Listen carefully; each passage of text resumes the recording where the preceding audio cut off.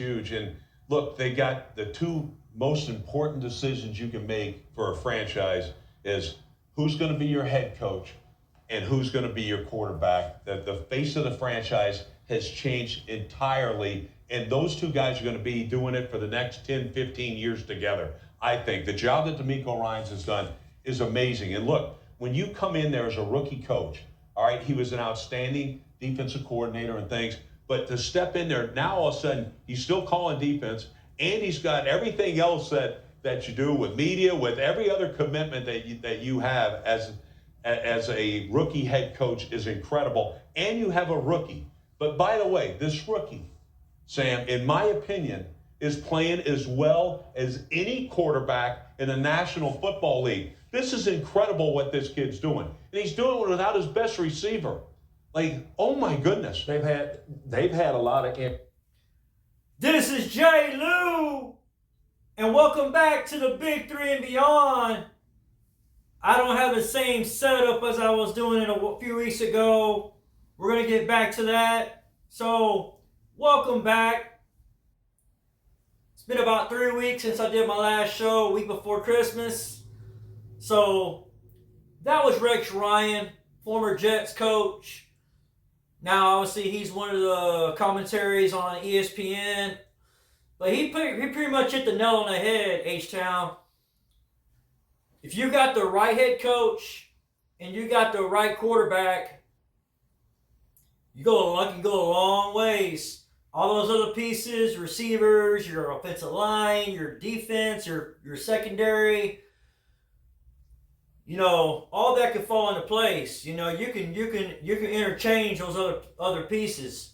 But if you got the right head coach, and obviously we got the right head coach, and it all started with the Texans hiring DeMeco Ryans. And then getting the right quarterback. So getting C.J. Stroud. Now, I don't think anybody knew he was going to be this good. But getting him, he's a franchise quarterback. And not only is he a franchise quarterback, but he's done stuff this year as a rookie quarterback. And I've been watching football for a long, long time.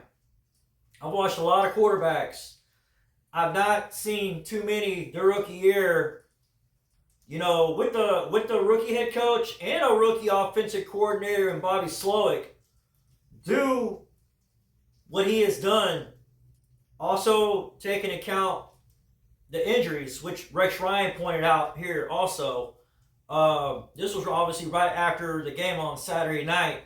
So, H-Town, this kind of reminds me a little bit of the Astros last day of the season. We didn't know, the last few days, we didn't know if we were going to make the playoffs. And I didn't think we were going to win the division. So it's kind of crazy how the way this ended up with the Houston Texans, not only getting into the wild card, but actually winning the AFC South.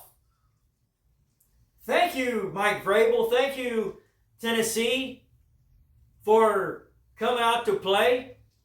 Thank you, Derrick Henry, for just going out with a bang. It's more likely it's going to be Derrick Henry's last year at Tennessee. That's why he gave Mike Vrabel a big hug, and that's why he was saying bye to all the fans. But H-Town, next Saturday, we're at home against the Cleveland Browns. I'm not going to lie, it's going to be a tough game. But I will say this, no matter who we play or where we play, we always got a chance. Now, with number 7, C.J. Stroud is at quarterback. Obviously, when we played the Browns a few weeks back, we didn't have C.J. Stroud. We had Case Keenum playing. It's a big, big difference. And I love Case Keenum, just like a lot of H-Town fans love Case Keenum. But when you got your main quarterback, hopefully we have a few other key players back besides C.J. Stroud. I'm hoping on our defense. I'm hoping Jonathan Grenard is going to be back because we need him paired up with Will Anderson there to definitely put pressure on the Browns' offensive line and Joe Flacco. If they can do that and put pressure on, Joe Flacco is not a mobile quarterback. So that's going to be a big pickup if we get him back. And also on the offense, getting Noah Brown back and Robert Woods going along with Nico Collins. Obviously, Nico Collins has definitely shown that not just a number 2 receiver, but he looks like the real deal. Not only making great catches, getting separation from the secondary, but making good catches and being physical, yards after the catch. So not only is he making the catch, but he's breaking tackles, man. He's being very, very hard to bring down, especially with one-on-one. So first I want to say, like I said, congratulations to the Houston Texans. The city's got to be a buzz. Even though today the weather is like atrocious, but you know, it is what it is. You know how H-Town is. You know, all you that are from Houston, you know how the weather is. But I feel like we could definitely beat Cleveland. We could definitely beat Cleveland. And I know all you Texans fans are coming out. I know all you gonna be freaking rocking over there at NRG, making it hard as hell for the Browns offense to communicate whenever they have the ball. I want y'all to make it a fucking nightmare for Joe Flacco and the offense. And when we're on defense, just make as much noise as possible.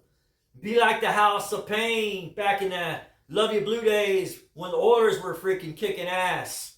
So yes, I think we could beat Cleveland. And obviously depends on what happens with these other matchups.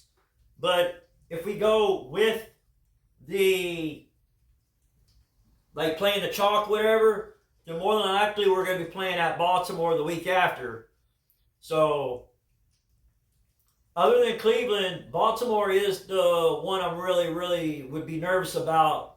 Obviously, I don't want to be thinking about Baltimore right now because we have the big task at hand right now, taking care of Cleveland at home. And like I said, Cleveland ain't no slouch, especially with that defense. So, anyways, let's go ahead and take care of business. Let's beat up Cleveland Browns, and then we'll go from there and see what happens.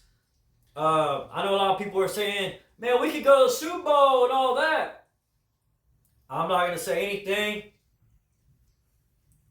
Obviously, we would still be a big underdog just to even get an AFC Championship. I mean, we're not even a favorite to win at home against Cleveland. We're like, I think right now it's a point and a half point spread against against the Browns. So imagine if C.J. Stroud wasn't playing. Just imagine what the point spread would be. It'd probably be at least, 4 or 5, 6 points, for Cleveland Browns. So, DeMeco Ryans has done an amazing job. I've been critical of Bobby Slowick at times with the running game, and just the combination, how he has the running and all that set up, or the number of running plays. Overall, he's done a good job, especially with what he's had to work with the offensive line injuries, and obviously with the receivers and tight ends. But I mean, said it all is about DeMeco Ryans and C.J. Stroud and H-Town. I cannot believe, like I said, 1 year ago, we were one of the worst teams in the league. In just 1 year, not only are we in the playoffs, but we're AFC South champions. Still really hard to fathom, but and a lot of people were thinking, including myself, I'm like, we're gonna be a better team this year, but nobody thought. Come on, y'all. Nobody thought they were gonna be in the playoffs, right? In year one, Nobody thought they're going to be in the playoffs. Let's be honest. Nobody thought that. No. But here we are. Ahead of schedule.